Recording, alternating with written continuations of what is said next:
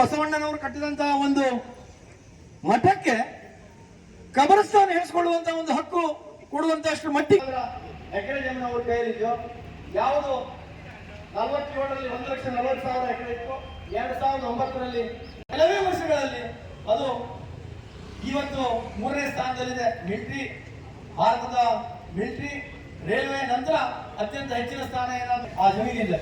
ಹೀಗೆ ಅಧಿಕಾರ ಕೊಟ್ಟರೆ ಮುಂದಿನ ದಿನ ಅದು ಮಿಲಿಟರಿಯನ್ನ ಮೀರಿಸಿಕೊಂಡು 1ನೇ ಸ್ಥಾನದಲ್ಲಿ ಏರುವುದು ಶತಸಿದ್ಧ ಹೇಳುವಂಥದ್ದನ್ನು ನಾವು ಗಂಭೀರವಾಗಿ ಕಾಂಗ್ರೆಸ್ ಸರ್ಕಾರಕ್ಕೆ ಪಕ್ಷದಿಂದ ಏನು ಆ ನೋಟಿಫೈ ಮಾಡಿದಾರೋ, ಏನೇನು ನೋಟಿಸ್ ಕೊಟ್ಟಿದಾರೋ ರೈತರಿಗೆ, ಬಡ ರೈತರಿಗೆ, ಆ ಎಲ್ಲ ನೋಟಿಸ್ ಅನ್ನ ಹಿಂದುಪಡೆಯುವುದು ಮತ್ತು ಮುಂದಿನ ದಿನಗಳಲ್ಲಿ ಕೇಂದ್ರದಲ್ಲಿ ಏನು ಈ ವಿಂಟರ್ ಸೆಷನ್ ಚಳಿಗಾಲದ ಅಧಿವೇಶನದಲ್ಲಿ ವಕ್ಫ್ ಆಸ್ತಿಯ ಒಂದು ವಕ್ಫ್ ಬೋರ್ಡ್ನ ಒಂದು ಹಕ್ಕನ್ನು ಸಂದರ್ಭದಲ್ಲಿ ವಕ್ಫ್ಗೆ ಮಾಡಲಿಕ್ಕೆ ಅವಕಾಶ ಕೊಡಬೇಕು ಎನ್ನುವಂತ ಸೂಚನೆಯನ್ನ ನೀಡಬೇಕು ಎನ್ನುವಂತ ದೃಷ್ಟಿಯಿಂದ ಇವತ್ತೇನು ನಾವು ಧರಣಿ ಸೇರಿದ್ದೇವೆ.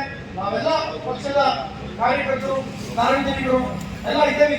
ಎಲ್ಲಾದ್ರೂ ವಕ್ಫ್ ಹೆಸರು ನೋಂದಣಿ ಆಗಿದೆ ಅನ್ನುವಂಥದ್ದನ್ನ ನಾವು ನೋಡಬೇಕು. ಯಾಕಂತಂದ್ರೆ ಮತ್ತೊಂದು ಉದಾಹರಣೆ, ಕುಟ್ಟದಲ್ಲಿ ಹರಿಣ ಬಹಳ ಜನಕ್ಕೆ ಗೊತ್ತಿದೆ, ಕಲ್ಕೋಟ್ ಪಂಚಾಯತ್, ಅಲ್ಲೊಂದು ಮಜಾರ್ ಇದೆ. ಹೀಗೆ ನಾವು ಮಾತಾಡಿದ ಮಜಾರ್ ಪಕ್ಕದಲ್ಲಿ ವಿಷ್ಣು ದೇವಸ್ಥಾನ ಇತ್ತು ಹೇಳುವಂತ ಒಂದು ಐತಿಹಾಸಿಕ ಕ್ಲೂ ಇದೆ. ಪಕ್ಕದಲ್ಲಿ ದೇವಸ್ಥಾನ ಇದೆ. ಅವ್ರಿಗೆ ಆಲ್ರೆಡಿ ಕ್ಲೇಮ್ ಮಾಡ್ತಾ ಇದ್ದಾರೆ ಹೇಳುವಂತ ಒಂದು ವಿಷಯ. ಮೊನ್ನೆ ಒಂದು ಜಮೀನು ಅದಕ್ಕೆ ಅವರು ಕ್ಲೇಮ್ ಮಾಡಿದ್ದಾರೆ ಹೇಳುವಂಥದ್ದು. ಇದು ಫ್ರೆಶ್ ಇನ್ಸಿಡೆಂಟ್. ಅದನ್ನ ನಾವೆಲ್ಲರೂ ಮುಂದಿನ ದಿನಗಳಲ್ಲಿ ಬಡ ಜನರಿಗೆ ಒಂದು ಧಾರ್ಮಿಕ ಸ್ಥಾನಕ್ಕೆ ಎಲ್ಲರಿಗೂ ನ್ಯಾಯವನ್ನ ಕೊಡುವಂತಹ ಜವಾಬ್ದಾರಿ ಭಾರತೀಯ ಜನತಾ ಪಾರ್ಟಿಯ ಕಾರ್ಯಕರ್ತರ ಹೋರಾಟಕ್ಕಿದೆ ಹೇಳುವಂಥದ್ದನ್ನ ಹೇಳ್ತಾ, ಇಲ್ಲಿ ಬಹಳಷ್ಟು ಜನ ಸೇರಿದ್ರಿ, ಬಹಳಷ್ಟು ಜನ ಮಾತಾಡುತ್ತಿದ್ದಾರೆ. ಅವರೆಲ್ಲರಿಗೂ